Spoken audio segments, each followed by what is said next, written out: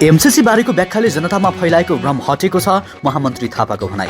मुस्ताङको थासाङमा फेरि हिमपैह्रो, के कति क्षति भयो आजको भिडियोमा सम्पूर्ण जानकारी।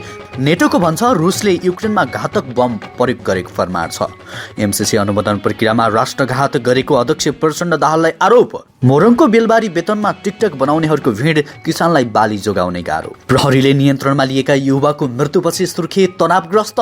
2 वर्षपछि बिजुली खरिद गर्नुपर्ने अवस्थाको अन्त्य हुन्छ, घिसिङको भनाई। वैशाखदेखि अवैध फोन नियन्त्रणमा आउने, सबैलाई आयो यस्तो सूचना।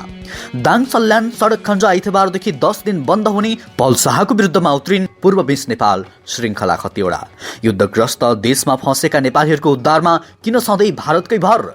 नेताहरू विदेशी शक्तिको दबावमा र प्रभावमा परे, थापाको भनाई। मटिहारी नगरपालिकामा आइतबार सार्वजनिक बिदा, कैयौं नेपालीहरू पलको पक्षमा उभिँदा पीडितको पक्षमा उभिए अभिनेत्रीहरू। आन्तरिक हवाई उडानको भाडा वृद्धि, कुन रुटमा कति, सूचीसहित सम्पूर्ण जानकारी पनि आजको समाचारमा। उन्न जातमा ध्यान, सङ्कटमा रैथाने पशुपक्षी। आज देशभर 100 भन्दा कम कोरोना संक्रमित, मृत्यु शून्य लगायतका आज दिनभरका केही चर्चामा रहेका महत्त्वपूर्ण समाचारहरू आजको यस भिडियोमा।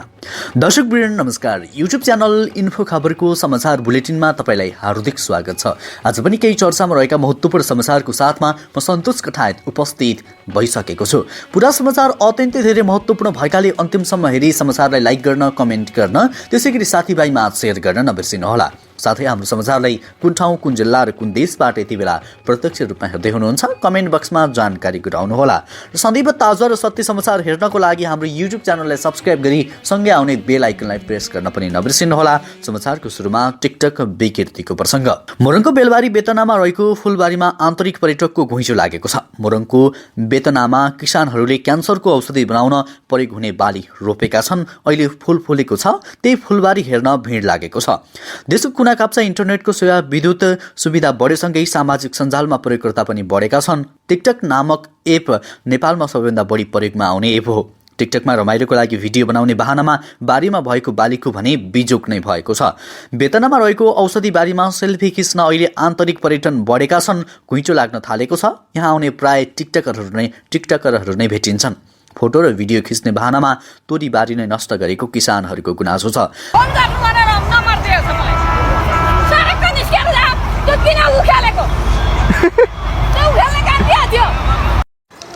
खिचिँदैन म पुलिस हेर्दै गर्छु।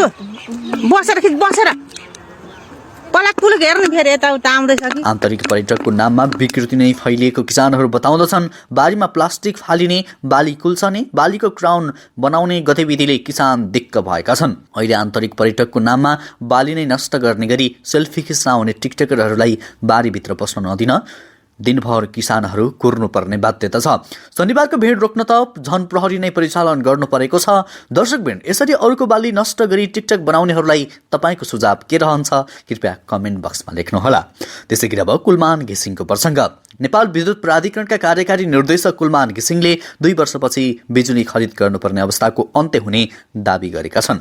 शनिबार नेपाल इन्जिनियर्स एसोसिएसनले चितवनमा गरेको कार्यक्रममा कार्यकारी निर्देशक घिसिङले 2 वर्षपछि भारतबाट बिजुली खरिद गर्ने अवस्थाको अन्त्य हुने बताएका हुन्। नेपालमा पर्याप्त विद्युत उत्पादन हुने र सुक्खायाममा पनि आयात गर्नु नपर्ने उनको दावी छ। घिसिङले 2 वर्षमा करिब 2000 मेगावाट बिजुली उत्पादन बढ्ने भन्दै देशभित्रको मागलाई सहजै पूरा गर्ने पनि बताए। अझ वर्षाका बेला मागभन्दा 60% बढी बिजुली उत्पादन हुने पनि बताएका छन्। अतिरिक्त उत्पादन भारत सरकार खरिद गर्न सहमत भएको पनि घिसिङले जानकारी दिएका छन्। हाल भारतबाट करिब 400 मेगावाट बिजुली आयात हुने गरेको छ। त्यसैगरी अब अर्को समाचार। हिमाल पारेको जिल्ला मुस्ताङको थासाङ गाउँपालिका 2 मा फेरि हिम पहिरो आएको छ। टुकुचे पिकबाट शनिबार बिहान झण्डै 4 बजे हिमपहिरो झरेको स्थानीयले बताएका छन्।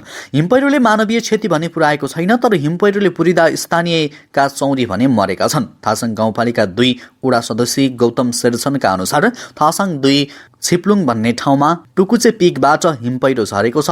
गत कार्तिक अन्तिममा पनि यही ठाउँमा भीषण हिमपहिरो आएको थियो। त्यो बेला पनि मानवीय क्षति भएको थिएन। कार्तिकमा र अहिले हिमपहिरो झरेको ठाउँ नजिकै पर्दछ। त्यसैगरी अब अर्को समाचार। प्रहरीको नियन्त्रणमा लिएका युवाको मृत्यु भएको घटनाले लिएर सुर्खेतको वीरेन्द्रनगर तनावग्रस्त बनेको छ। आक्रोशित आन्दोलनकारीहरूले प्रहरी कार्यालय तोडफोड समेत गरेका छन् भने सरकारी कार्यालयहरूमा पनि क्षति पुर्याएका छन्। बाँकेको नेपालगञ्जबाट शुक्रबार राति V1 क 922 नम्बर ट्रकमा सुर्खेत आउँदै गर्दा कालीकोट नागमा बजारका व्यापारी 32 वर्षीय मिनी हमाल ट्रक चालक र सहचालकलाई सुर्खेत प्रहरीले मादक पदार्थ सेवन गरेको भन्दै नियन्त्रणमा लिएको थियो। तीमध्ये हमालको मृत्यु भएपछि वीरेन्द्रनगरमा आन्दोलन उठेको हो। परिवार आफन्तसहित आन्दोलनकारीहरूले प्रहरीको निर्घात कुटाइबाट हमालको मृत्यु भएको भन्दै दोषी पहिचान गरेर कारबाही गर्नुपर्ने माग राखेका छन्। सुर्खेतको सुब्बाकुनाबाट प्रहरीले नियन्त्रणमा लिएका हमाललाई मादक पदार्थ सेवन गरे नगरेको जाँच गर्न सुर्खेत अस्पतालमा लैजाँदै गर्दा मृत्यु भएको प्रहरीले दावी गरेको छ। तर स्थानीयले शवमा निलजाम देखिएको भन्दै प्रहरीको कुटाइबाट मृत्यु भएको आरोप लगाउँदै आएका छन्। अस्पतालले भने यस घटनाबारे विज्ञप्ति जारी गर्दै मृत्यु भइसकेको अवस्थामा हमाललाई अस्पताल ल्याइएको जनाएको छ। त्यसैगरी अब गगन थापाको प्रसङ्ग। नेपाली काङ्ग्रेसका महामन्त्री गगन थापाले सरकारले निर्णय गरेर संसदले व्याख्यात्मक टिप्पणीसहित MCC पारित गरेकोलाई औचित्य छैन भन्नु संसदको अवमूल्यन भएको बताएका छन्। विराटनगर विमानस्थलमा आज सञ्चारकर्मीहरूसँग कुराकानी गर्दै उनले हाम्रो सन्धि ऐन र अन्तर्राष्ट्रिय कानुनले पनि व्याख्या गर्ने अधिकार हामीमा सुरक्षित गरेको प्रश्न पारे।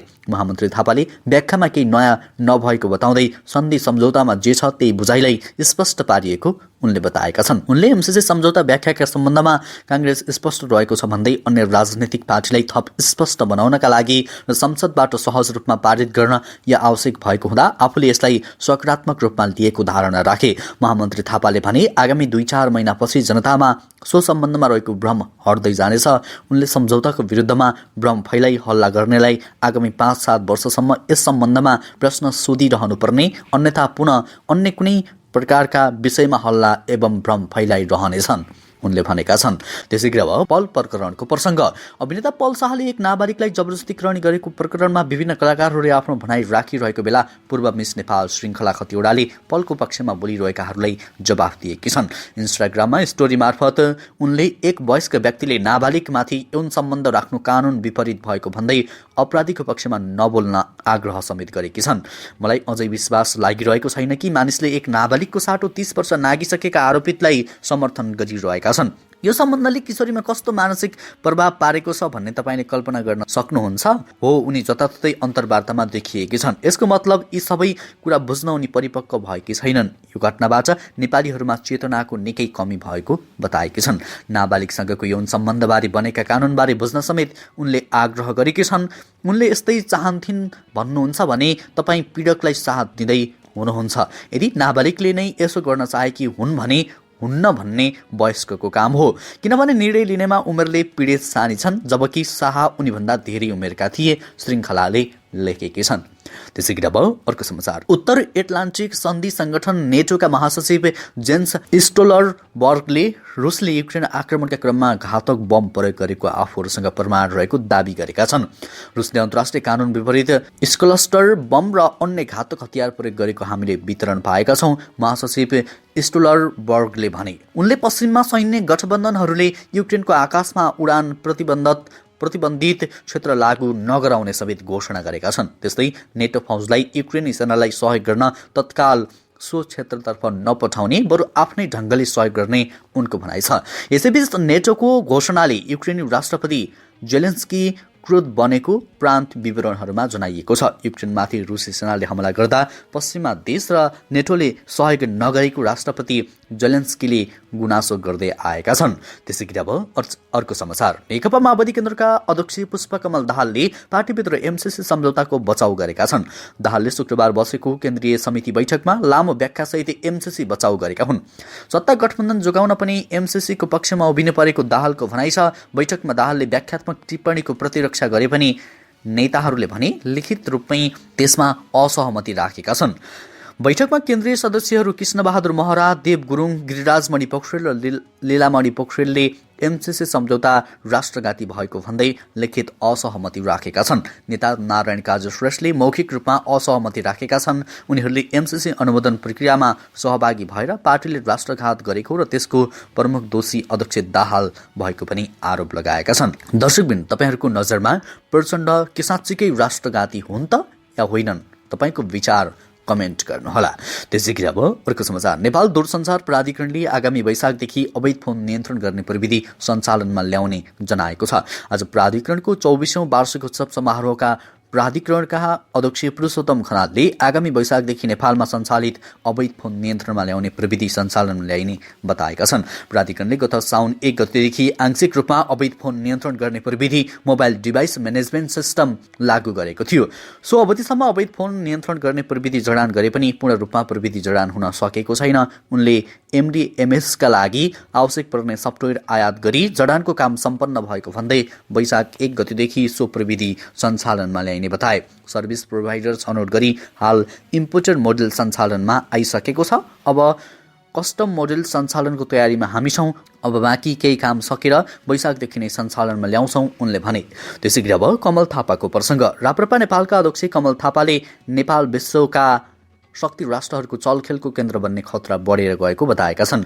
पूर्व परराष्ट्र मन्त्री समेत रहनुभएका अध्यक्ष थापाले एमसीसी संसदबाट पारित गराउने बेलामा नेपालमाथि शक्ति राष्ट्रहरूले दबाव र प्रभाव दिएको उल्लेख गर्दै उनीहरूकी चलखेलको केन्द्र बन्ने खतरा बढेर गएको बताएका हुन्। राष्ट्रिय प्रजातन्त्र युवक संगठन नेपालको शनिबार काठमाडौँमा आयोजित एक कार्यक्रममा बोल्दै उनले एमसीसी छिटो पास गर भनेर अमेरिकाले दबाव दिएको र चीनले रोक्नका लागि प्रयास गरेको भन्दै त्यसले नेपाल डरलाग्दो गरी शक्ति राष्ट्रहरूको चलखेलको केन्द्र बन्न सक्ने देखिएको स्पष्ट पारे। उनले भने सबैभन्दा डर लाग्ने र खतरा कुरा के भने नेपाल बिस्तारै विश्व महाशक्तिको चलखेलको केन्द्र बन्न लागेको स्पष्ट हुन्छ। यही एमसीसीको कुरा चाँडोभन्दा चाँडो अमेरिकी पदाधिकारीहरू भन्छन्, चाँडोभन्दा चाँडो निर्णय गर नभए खारेज गर्छौं। त्यसै गरी अब अर्को समाचार। राप्ती राजमार्ग अन्तर्गत दाङ सल्यान खण्ड आजदेखि 10 दिन बन्द हुने भएको छ। दाङ तुलसीपुरको चोरखोलादेखि सल्यानको कपुरकोटसम्मको सडक मर्मत गर्नुपर्ने भएकाले सडक खण्ड 10 दिन बन्द हुन लागेको हो। आइतबारदेखि चैत 1 गतेसम्म सडक खण्ड बन्द हुन लागेको सल्यानका सहायक प्रमुख जिल्ला अधिकारी थमन खड्काले जानकारी दिए। कपुरकोट चोरखोला सडक खण्डमा दैनिक 3 शिफ्टमा काम हुनेछ। बिहान दैनिक 7 बजेदेखि 9 बजेसम्म पहिलो शिफ्टमा सडक मर्मतको काम हुनेछ। दोस्रो शिफ्टमा बिहान 11 बजेदेखि दिउँसो 3 बजेसम्म र तेस्रो शिफ्टमा साँझ 5:30 बजेदेखि 8 बजेसम्म मर्मतको काम हुने भएको छ। यो अवधिमा गाडी आवागमन रोकिने भएका छन्। त्यसै गरी अब अर्को समाचार। भारतले रुस युक्रेन द्वन्द्वका कारण युक्रेनको सिमानामा फँसेका आफ्ना नागरिकहरू यही मंगलबारबाट फर्काउन थालेको छ। भारतले मंगलबार बिहान एयर इन्डियाको विशेष विमानबाट 256 जना युक्रेनमा रहेका भारतीय विद्यार्थीलाई स्वदेश फर्काएको छ। द्वन्द्वका कारण युक्रेनको सीमावर्ती क्षेत्रमा 20,000 भन्दा धेरै भारतीय नागरिक रहेको भारतीय विदेश मन्त्रालयले जनाएको छ। उनीहरूलाई विशेष विमानहरूबाट ल्याउन थालिएको हो।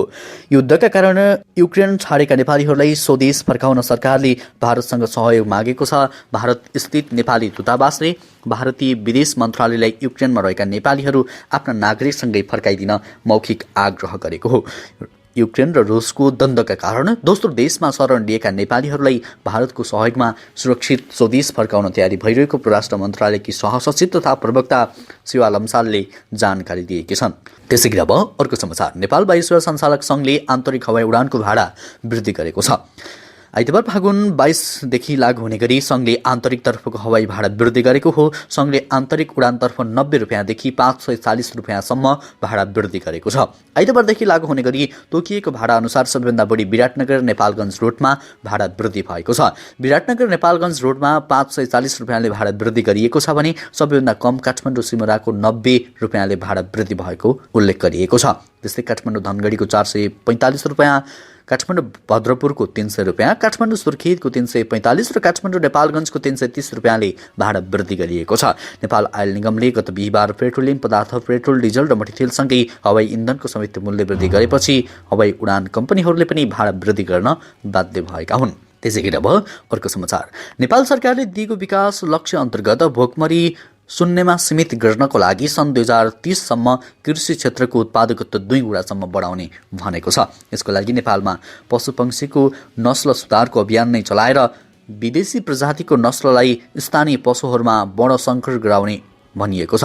अव्यवस्थित रूपमा विदेशी नस्ल भित्र्याएर नेपालमा प्रजनन गराउने नीति लिँदा नेपाली स्थानीय नस्ल भने सङ्कटग्रस्त स्थितिमा पुगेका छन्। कतिपय रैथाने जातका पशुपक्षी लोप भइसकेका छन् भने कतिपय लोपोन्मुख हुन लागेको नेपाल कृषि अनुसन्धान परिषद अन्तर्गतको राष्ट्रिय पशु प्रजनन तथा आनुवंशिक अनुसन्धान केन्द्रको अध्ययनले देखाएको छ।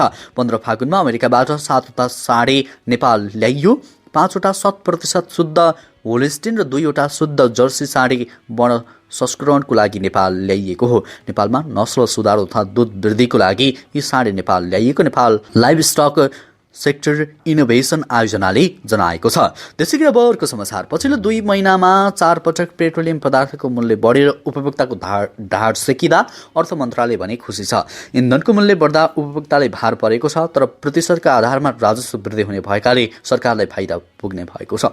डिजल र पेट्रोलको मूल्य लिटरमा 5 रुपियाँ बढ्दा सरकारले पेट्रोलियम पदार्थबाट उठाउने राजस्व एक दिनमै आधा करोड रुपियाँभन्दा बढी हुन्छ। नेपाल आयल निगमले बिहिबार पेट्रोल, डिजेल, मट्टितेलको मूल्य लिटरमा 5 रुपियाँ बढायो। 5 रुपियाँ मूल्य बढ्दा मूल्य अभिवृद्धि कर भ्याट बापत मात्र सरकारले लिटरमा थप 65 पैसाका दरले राजस्व सङ्कलन गर्छ। निगमले करिब 28 अर्ब रुपियाँ नोक्सानी बिहोरे पनि सरकारले भने इन्धनलाई कर सङ्कलन गर्ने माध्यम बनाएको छ। त्यसै गरी अब कक्षा 12को परीक्षाको प्रसङ्ग। राष्ट्रिय परीक्षा बोर्डले कक्षा 12को परीक्षा जेठको दोस्रो हप्तादेखि सञ्चालन गर्ने तयारी गरेको छ। आगामी शैक्षिक असर नपर्ने गरी परीक्षा सञ्चालन तथा नतिजा प्रकाशन गर्ने गरी तयारी भइरहेको बोर्डले जनाएको छ। आगामी शैक्षिक सत्रलाई असर नपर्ने गरी परीक्षण भइरहेको तथा तयारी भइरहेको बोर्डका अध्यक्ष महाश्रम शर्माले जानकारी दिए। परीक्षाको समय तालिका छिट्टै सार्वजनिक गर्ने उनले बताए। बोर्डले यस वर्ष पनि कक्षा 12को प्रश्नपत्र भने अनलाइनबाट नै पठाउने तयारी गरेको छ। कोरोना महामारीका कारण बोर्डले गत वर्षदेखि प्रश्नपत्र अनलाइन मार्फत पठाउन थालेको हो। गत वर्ष अनलाइनबाट प्रश्नपत्र पठाउँदा भएको समस्या सुधार्दै प्रश्नपत्र पठाउने तयारी गरेको पनि उनको भनाइरहेको छ। हवस् त दर्शकवृन्द, यो समाचार सँगसँगै अहिलेलाई केही चर्चामा रहेका महत्त्वपूर्ण समाचारको सिलसिला यति नै। हरेक दिन बिहानै ताजा र सत्य समाचारको लागि हाम्रो युट्युब च्यानललाई सब्स्क्राइब गर्न नबिर्सिनुहोला। पलपलको न्युज अपडेटका लागि हामीलाई सब्स्क्राइब गर्नुहोला भन्दै समाचार युनिटका सम्पूर्ण सहकर्मीसहित म पनि बिदा हुन्छु। नमस्कार।